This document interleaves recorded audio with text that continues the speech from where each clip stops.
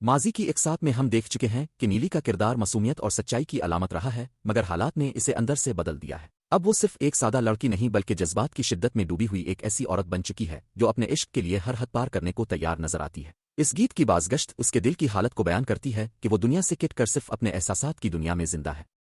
اسی دوران دلشاد کی آواز گونجتی ہے جو پورے اعتماد اور شدت کے ساتھ اعلان کرتا ہے کہ نیلی صرف اور صرف اس کی ہے اور اسے اس کا ہونے سے کوئی نہیں روک سکتا، نہ وجدان نہ دنیا کی کوئی طاقت۔ اس کے الفاظ میں دیوانگی بھی ہے اور ضد بھی۔ ماضی میں بھی دلشاد کو ایک جذباتی اور انتہا پسند عاشق کے طور پر دکھایا گیا ہے جو نیلی کے بغیر خود کو ادھورا سمجھتا ہے۔ وہ قسمت کی لکیروں سے بھی اسے چرانے کا دعویٰ کرتا ہے، گویا وہ تقدیر کو بھی چیلنج کرنے پر آمادہ ہے۔ اس کے لہجے میں محبت سے زیادہ جنون محسوس ہوتا ہے، جیسے وہ نیلی کو ایک احساس نہیں بلکہ اپنی ملکیت سمجھ بیٹھا ہو۔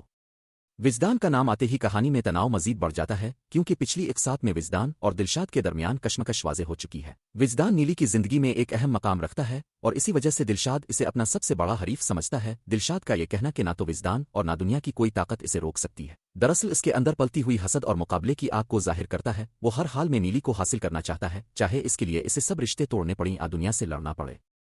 پرومو میں ایک لمحہ ایسا بھی آتا ہے جب کوئی آواز دلشاد کو روکنے کی کوشش کرتی ہے اور کہتی ہے کہ آہستہ آہستہ رک جاؤ۔ اس جملے سے اندازہ ہوتا ہے کہ حالات قابو سے باہر ہو رہے ہیں اور کوئی سمجھدار کردار اس جنون کو تھامنے کی کوشش کر رہا ہے، مگر دلشاد اس وقت کسی کی سننے کے موڈ میں نہیں لگتا۔ اس کے دل میں بس ایک ہی بات ہے کہ وہ نیلی کو ہر صورت اپنے ساتھ لے جائے گا۔ اچانک منظر بدلتا ہے اور دروازے پر دستک کے ساتھ آواز آتی ہے، دلی جی باہر آئے، میں ہوں دلشان۔ یہاں دلشان کا کردار سامنے آتا ہے جو پہلے بھی کہانی میں ایک مضبوط اور فیصلہ کن شخصیت کے طور پر دکھایا گیا ہے۔ وہ براہ راست مخاطب ہو کر کہتا ہے کہ ایک بار اس کی بات سن لی جائے۔ اس کے لہجے میں غصہ بھی ہے اور قطعی فیصلہ بھی۔ وہ اعلان کرتا ہے کہ تمہارا مجھ سے اور اس گھر سے ہمیشہ کے لیے رشتہ ٹوٹ چکا ہے اور ابھی اسی وقت اپنا سامان پیک کرو اور اس گھر سے چلی جاؤ۔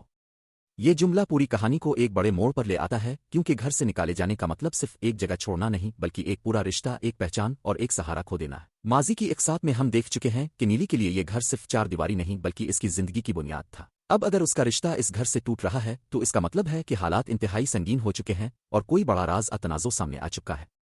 دلشاد کی دیوانگی، وجدان کی موجودگی اور دلشان کا سخت فیصلہ مل کر اس بات کی نشاندہی کرتے ہیں کہ آنے والی قسط میں رشتوں کی ڈوریں ٹوٹنے والی ہے۔ نیلی ایک ایسے موڑ پر کھڑی ہے جہاں اسے تو عشق کا راستہ چننا ہوگا، عزت اور سکون کا۔ اس کے ارد گرد موجود مرد کردار اپنی اپنی انا اور جذبات کے ساتھ اسے اپنی طرف کھینچ رہے ہیں، مگر اس کی اپنی آواز ابھی تک واضح طور پر سامنے نہیں آئی۔